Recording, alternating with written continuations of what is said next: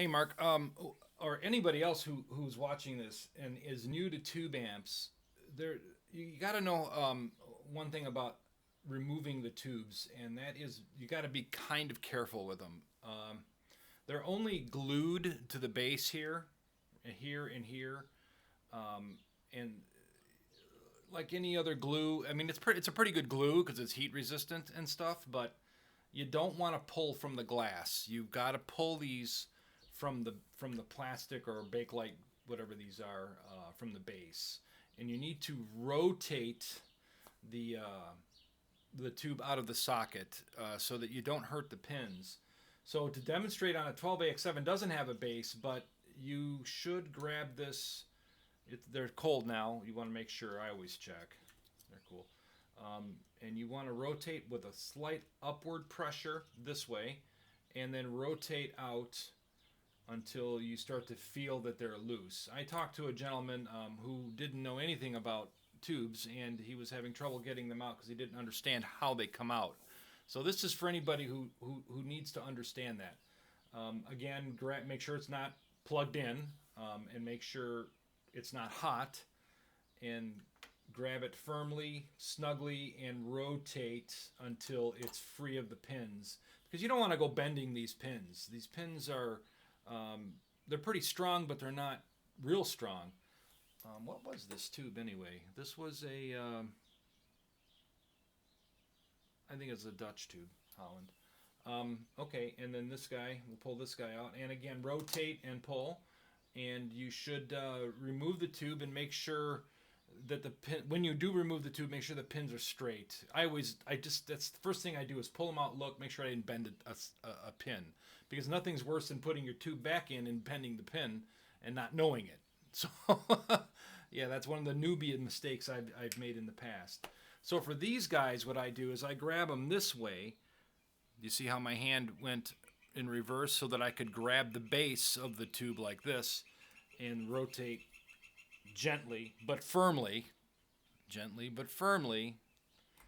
and pull that out. And I always look at the pins. And again here, now the KT66s or EL34s or whatever you're using, you want to grab by the base right here. You want to grab that portion of the tube. And I invert my hand like this and I pull this way. You can do it however your hand wants to. You know, if you want to do it like this, you know, I go like this, whatever. Don't do this. Don't grab the tube like this. You're going to crack the glass. It's going to blow up in your hand. You're going to cut your damn hand. So don't do that. Just grab and rotate gently like this until all of the tubes begin to give way, and let the tube come out. And one thing you don't want to do is break this centerpiece either. And the centerpiece, I've done that. Newbie mistake, right? So don't do that. Don't be a newbie. And again, this one. So that gentle rocking back and forth rotational motion does put pressure on this center pin, and you don't want to bust that center pin. You could super glue it if you did, but you just don't want to do that. So now all the tubes are out, and I'm going to flip the amplifier over. Get the tubes out of the way here.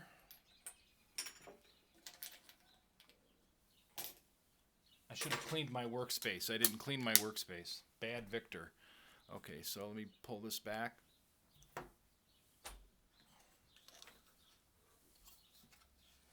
Flip over my amplifier. Can you guys see that? Alrighty, so what we've got here is a cap that will kill you. There's a cap down here that will kill you. There's a cap here on some amplifiers that has enough juice in it to hurt you. So what we're going to do is make the amp safe. And I've got a little do-jigger here. It is a piece of wire that's rather thick. I don't know what gauge it is. It's like pretty thick. With one side that has an insulator, and the other side, they both should be insulated, but I didn't bother with this one. Because I'm going to put this side to the ground chassis right here.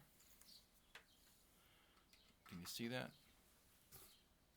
Oops, that's right there. And then this one is going to go where pin 1 oh, you can't see it, where pin 1 of the rule number 3, never reach across your amplifier. That's bad. Pin 1 of V1, which is right here. Notice I'm pointing with the chopstick. Pin 1 V1 happens to go, if you follow it, to this plate resistor. Okay? It's 100K. And you can clip this little guy right here to this plate resistor and cap, coupling cap. Now, once you've made that connection, you kind of shouldn't be touching the chassis when you do that either. I was. And you're sure that the amplifier is unplugged, as it is here. You can flip on both, 1, 2, and you let the caps drain. 2 minutes. It's just to safetyfy the amp. There's probably, when I did this, there wasn't very much juice in the caps, but there's enough there to hurt you if you don't do this procedure. It's very important to do that. So to review, you need to have a piece of wire that has 2 alligator clips. They both should be shielded like this, okay? They both should be shielded like this. Some people want to put a resistor between here, between the cap and between the clip and the wire. But this wire is super thick stranded wire, so I don't get any sparks. I don't have any problems with it. I've used this one for years. It's a big copper wire, so it'll take up any juice problems that it has. So anyway, you're going to place this with the amplifier off and unplugged. Off and unplugged. You're going to place your alligator clip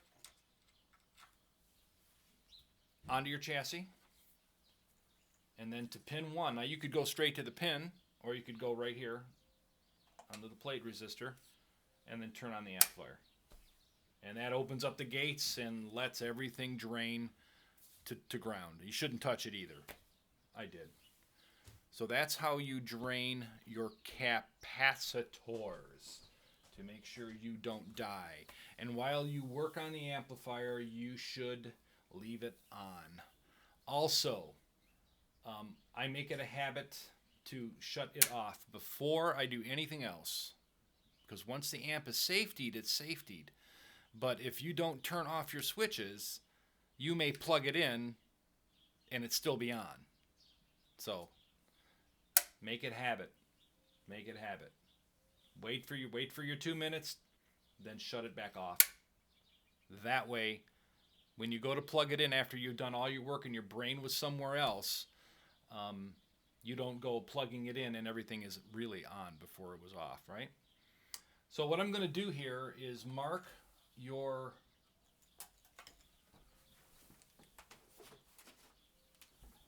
spot with a Sharpie. This is where pin 1 is. That's just to help you out. Little black marker. Can you see it right there? And let's go through it real quick. So what you can do while you're measuring, I'm not going to plug it in for this, by the way. You can take your meter, and even though you're measuring stuff in there, you need to put this into a ground somewhere.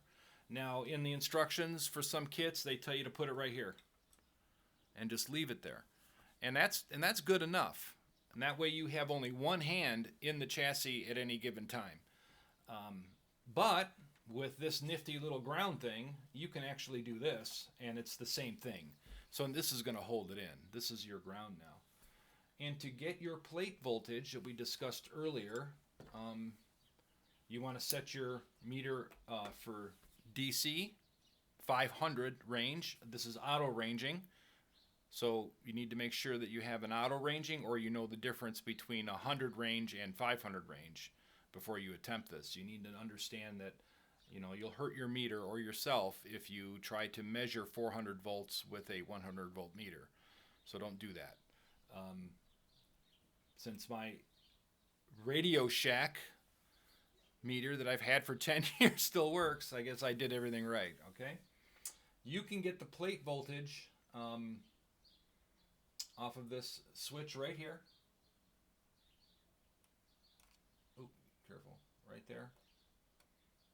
On this side of the switch that turns it on, because it's going to send the power to the tubes. And another spot you could look, you could test it here, and you could test it on this cap here, but it's not really recommended since one's screens and the other's mains. You want plate voltage. You want to know what that is. So, can I get the camera in? I'm going to pull this negative out so I can rotate the chassis so you can see. Let's pretend that's in there. We're pretending now. You could measure, and again, I don't recommend this to people who don't do this all the time. It's a risk. It's one of those risks that you don't want to take if you don't really know. And why isn't my camera focusing? Because I'm in the middle of a shot. That's why. On pin 6. It's really screens. But it's usually the same, this yellow wire right here. It's usually the same or very close to your plate voltage. Your plate voltage is really here on pin 6543. That's your plate. Right there. And again, over here. This on this side it's black and red. It's right next to the ohmite resistor. But again, if you're not used to doing this kind of stuff, I wouldn't get in here and screw around. If you can just get that one, you'd be good. So let me reset. Can I do this just the way I want? Let's see. No, I'm not gonna. Too difficult to do with a camera. So you got to make choices when you're playing with amps, and that's a choice I'm not going to make right now. So that's the inside of your amp. So some of the things we can do to your amplifier to make it sound different.